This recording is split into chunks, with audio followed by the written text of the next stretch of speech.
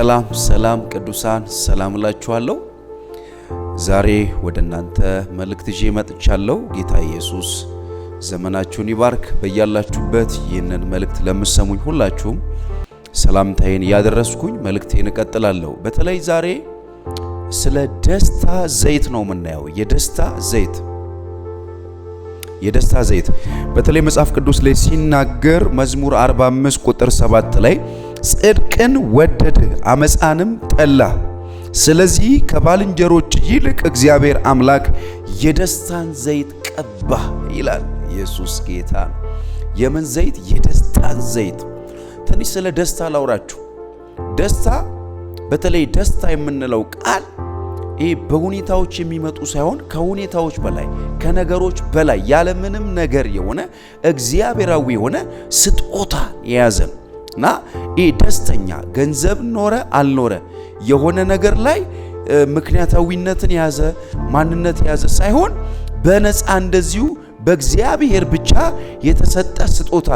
ስለዚህ ይህ ደስታ በተለይ ቅዱሳንን ምንድነው ሊያደርግ የሚችለው? በህይወታቸው ላይ ያለምንም ነገር ሐሴትን የሚፈጥር ነው። ያለምንም ነገር ደስተኞች የሚያደርግ ነው። በተለይ ደግሞ በዚሁ ተጨማሪ አያይዤ የምነግራችሁ ስለ ዘይት ነው። ዘይት የሚለው ቃል ቅባትነትን የያዘ ነው።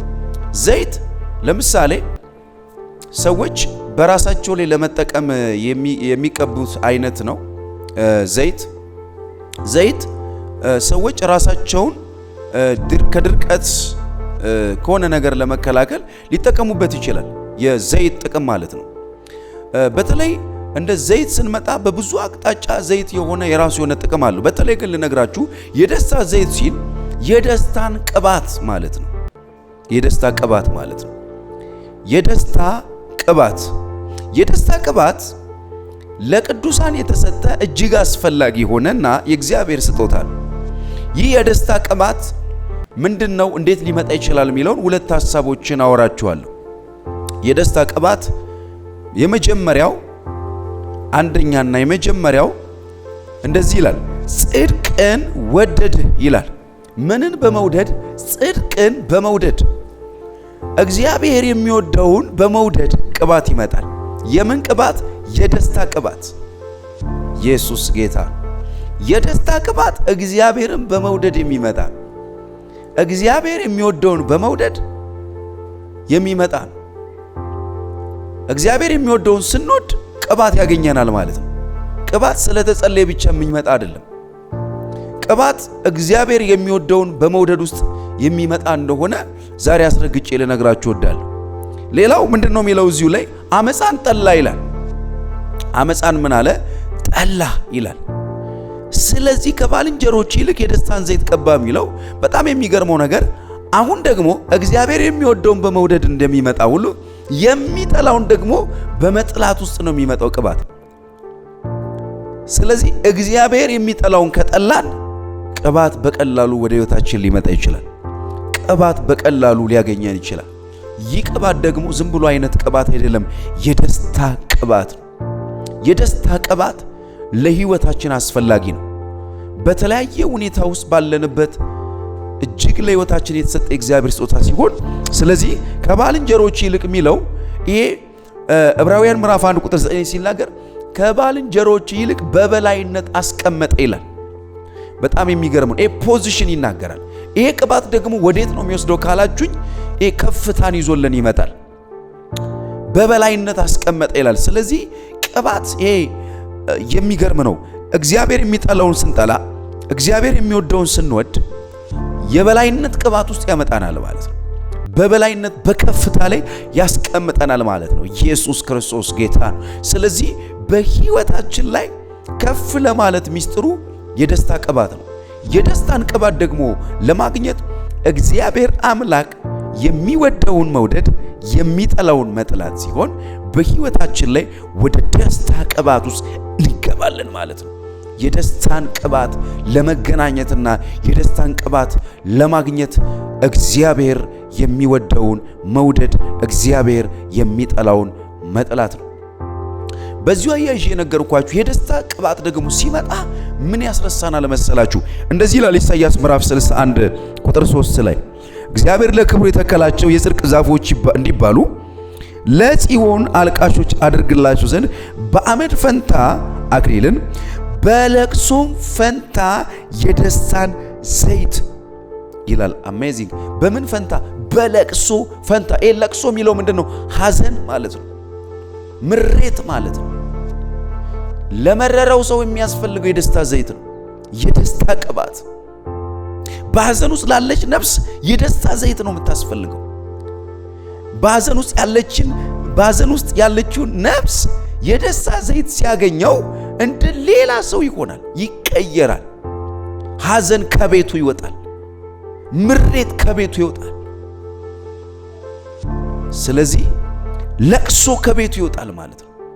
ለቅሶን የሚያረቅልን የደስታ ዘይት ነው። ሐዘንን የሚያረቅልን የደስታ ዘይት ነው። ያዘነችን በሐዘን ውስጥ ያለችውን ነፍስ የሚያርቀው የደስታ ዘይት ነው።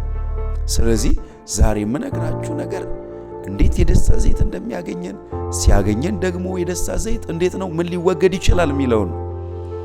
የደስታ ዘይት ሐዘንን ያርቃል፣ ለቅሶን ያርቃል፣ ምሬትን ያስወግዳል።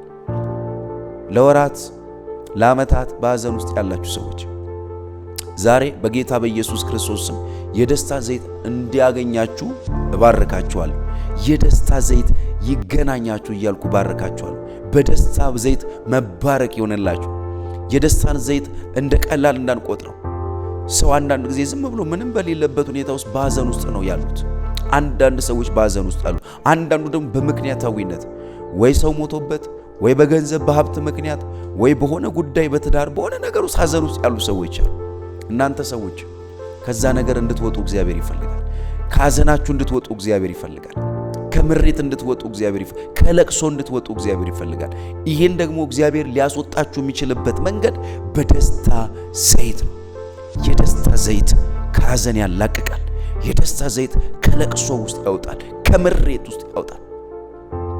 ስለዚህ እግዚአብሔር አምላክ ዛሬ በኢየሱስ ክርስቶስ ስም የደስታን ዘይት ይስጣችሁ፣ የደስታን ዘይት ያብዛላችሁ እያልኩ እባርካችኋለሁ። በተለይ ዛሬን መልእክት የሰማችሁ ሰዎች ቅባት፣ የደስታ ቅባት እንዴት እንደሚመጣ ነው። የደስታ ቅባት ደግሞ ሲመጣ በሕይወታችን ላይ ሐዘንን እንዴት እንደሚያረቅልን ነው። ዛሬ እግዚአብሔር አምላክ ሐዘንን ከቤታችሁ፣ ምሬትን ከቤታችሁ፣ ለቅሶን ከቤታችሁ በኢየሱስ ስም ያርቅላችሁ። የደስታ ዘይት ባለበት ቤት ውስጥ ምሬት አይኖር። የደስታ ዘይት ባለበት ሰው ሕይወት ውስጥ ሐዘን ሊቀጥል አይችልም፣ ለቅሶ ሊቀጥል አይችልም። የደስታን ዘይት በሕይወታችን ልንጠራው፣ ልንጋብዘው፣ ኢንቫይት ልናደርገው ይገባል። በጸሎት አዎ የደስታ ዘይት ይመጣል። አዎ ነገር ግን ዛሬ በዋናነት ምነግራችሁ የደስታ ዘይት በጸሎት ብቻ ሳይሆን እግዚአብሔር ከሚወደው ጋር እኛም ደግሞ ያንን እግዚአብሔር የሚወደውን በመውደድና እግዚአብሔር የሚጠላውን ደግሞ እኛም ያንን በመጥላት ውስጥ ነው የደስታ ዘይት ሊያገኘን የሚችል። ብዙ ሰዎች ይጸልያሉ፣ የደስታ ዘይት ውስጥ ያልሆኑ ሰዎች አሉ። ምክንያቱ ምንድነው? እግዚአብሔር የሚወደውን ባለመውደድ፣ እግዚአብሔር የሚጠላውን ባለመጥላት ውስጥ። በቀላሉ የደስታ ዘይት ውስጥ የምንገባበት ሚስጥር ይሄ ነው። እግዚአብሔር የሚወደውን ከወደድን፣ እግዚአብሔር የሚጠላውን ከጠላን በቀላሉ የደስታ ዘይት ውስጥ መግባት እንችላለን። እግዚአብሔር አምላክ ዘመናችሁን ይባርክ። ዛሬ የደስታ ዘይት በእናንተ ሕይወት፣ በቤተሰቦቻችሁ፣ በነገሮቻችሁ ላይ እንዲመጣ በኢየሱስ ስም ባርኮቴ ነው። እግዚአብሔር የደስታን ዘይት ያብዛላችሁ። የደስታ ዘይት ባለበት ቤት ሐዘን ይርቃል። በኢየሱስ ስም ምሬት፣ ለቅሶ ይወጣል። ዛሬ ሐዘን፣ ምሬት፣ ለቅሶ ከቤታችሁ እንዲወጣ በኢየሱስ ስም የደስታ ዘይት ያገኛችሁ። የደስታ ዘይት ቦታውን ሲይዝ ሐዘን ደግሞ ይለቃል። የደስታ ዘይት ስፍራውን ሲይዝ ምሬት ቦታውን ይለቃል። የደስታ ዘይት በእናንተ ሕይወት ውስጥ ስፍራውን በያዘ ጊዜ ለቅሶ ከቤታችሁ ይወጣል። እግዚአብሔር የተመሰገነ ይሁን። የደስታ ዘይት ያገኛችሁ። ተባረኩ። በድጋሚ እንገናኛለን። ሻሎም